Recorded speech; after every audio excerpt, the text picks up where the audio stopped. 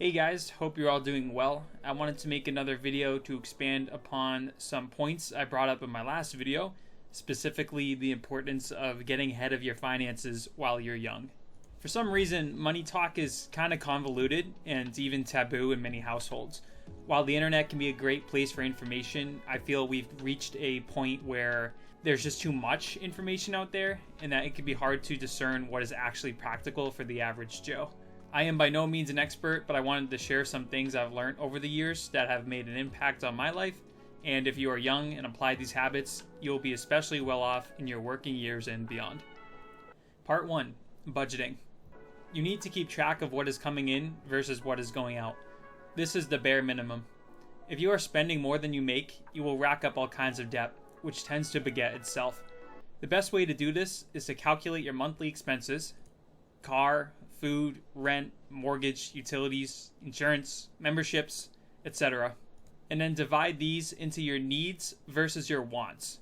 Your needs are things like your food and rent, and your wants are going to be things like memberships and just needless junk that you buy online. Once you have these two lists ready, you want to see what your income or take-home pay is, which is just the number that hits your account after a paycheck. With these two values, you should hopefully have a greater income than your expenses. And if not, then you could start slashing away at any expenses in your want category. It's super important that you be real with yourself.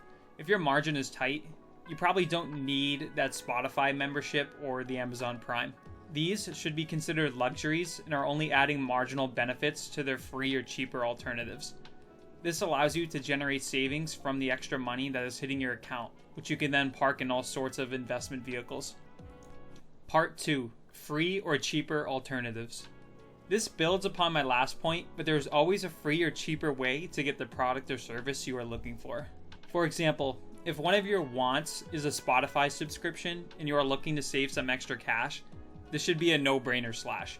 If you can tolerate advertisements, stick with the basic version, or create a playlist on YouTube and listen to your music through an ad blocker.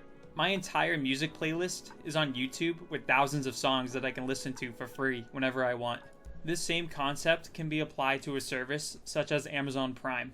If we're being honest, the main service of Prime is the free expedited shipping. However, as someone who works in distribution, standard ground shipping is about 2 to 3 days on average anyway, or 4 to 5 if the product is going long distance. I live close to an Amazon facility, and all my standard ground shipments, being the ones with free shipping and no Prime, arrive within 2 days, sometimes that same night. Expedited shipping should only be used in emergencies, and more often than not, the thing that you want is not an emergency, since we are just impatient creatures.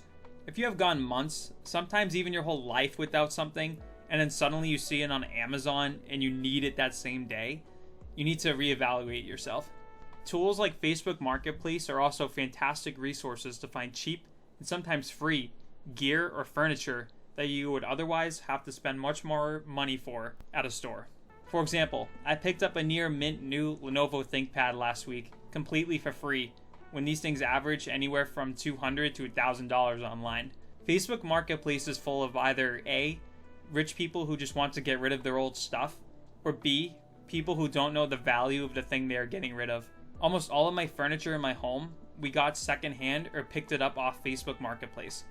I'm telling you, it's seriously one of the most overpowered secret money-saving hacks there is. These are just a few examples, but there is almost always a cheaper or better way to find what you are looking for.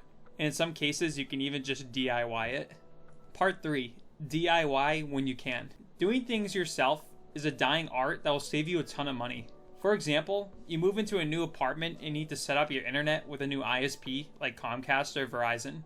They are going to upsell you on crazy, overkill internet speeds, a modem or router that you need to pay monthly for, and a fee to have a technician come to your house and set it up. I'm telling you, this is all BS.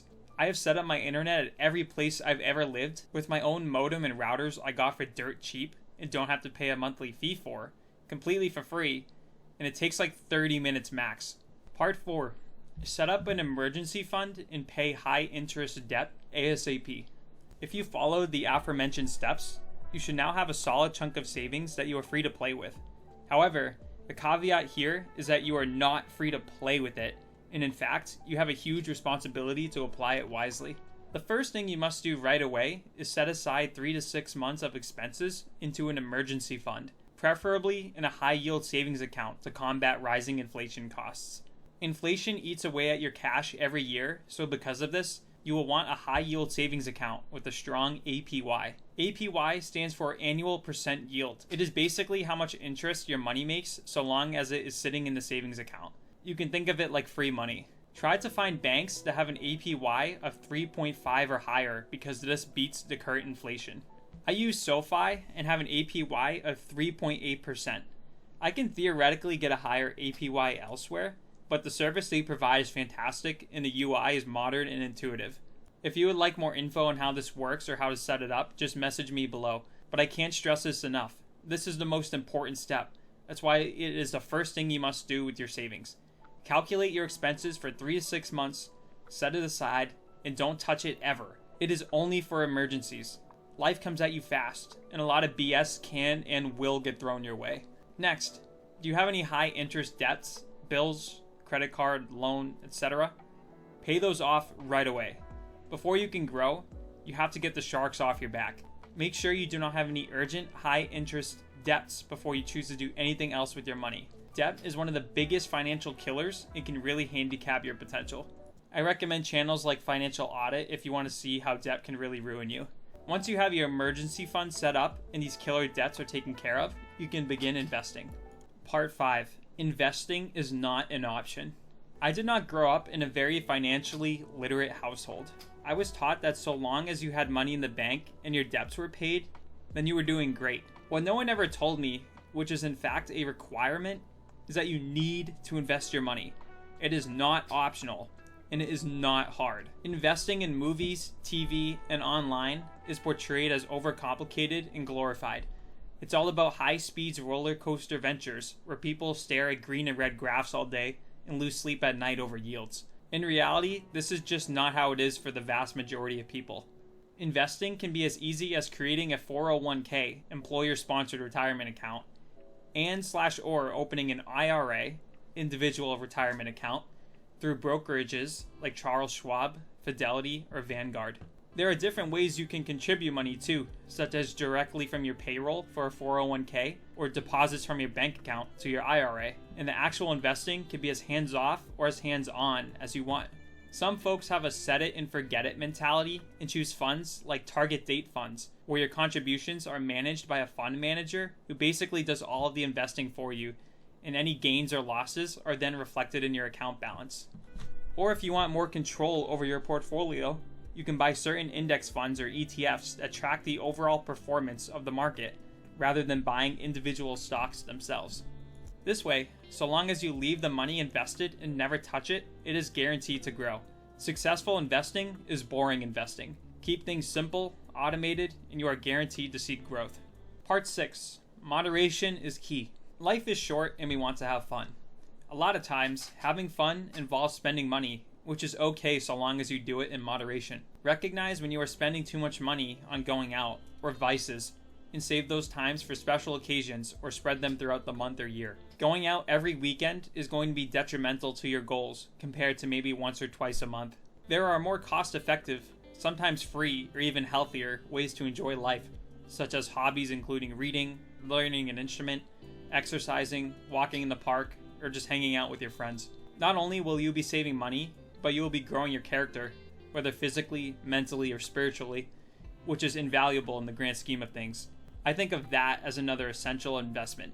Social media inflates the idea of a fun lifestyle, and everyone feels like they need to be going out and getting lit 24/7. I promise you, most people are not doing that, and if they are, their finances probably suck. Part 7. Be generous. Money accentuates our personalities. If you are generous when you are broke, you will most likely be even more generous when you are wealthy. And more often than not, you will be surrounded by a great circle of friends and family, so long as you are diligent about whom you keep close. This is the key to a truly happy life. If you are selfish when you are broke, just think of how selfish you will be when you are rich. There is the famous saying that money is the root of all evil. I interpret this as money accentuates evil instead. As you begin to save more money and grow your net worth, just don't forget where you came from and who you want to be. Thanks for watching. If you have any questions or ideas for me to explore in the future, please leave a comment below.